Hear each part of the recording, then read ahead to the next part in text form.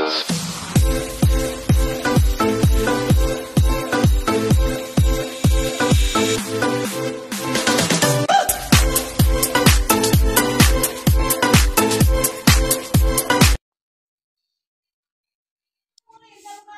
sa video ito gagawa tayo ng sample gamit po yung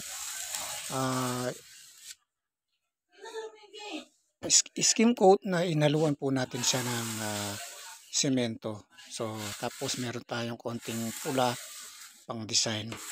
So sa video yan gagawa tayo ng abstract finish o textured finish sa pamamagitan ng skim coat na may semento na pinaghalo ko. So sa bandang huli yan makikita na po yung ating nagagawang sample. Yan. So kailangan lang po natin kalatan yung paggagawa natin ng mga surface o gaya ng sa pader. Ayan, ginawa ko lang po yan sa plywood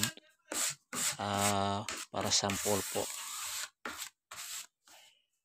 So again po yung materials na ginamit natin dyan ay simento na may skim coat na pinaghalo natin.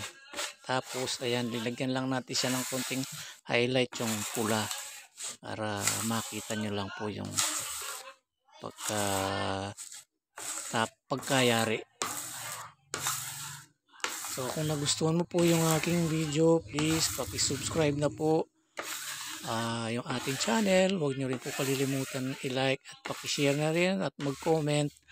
Then huwag nyo rin po kalilimutan pindutin yung bell icon para updated po kayo sa mga video na aking ina-upload araw-araw. So maraming salamat po.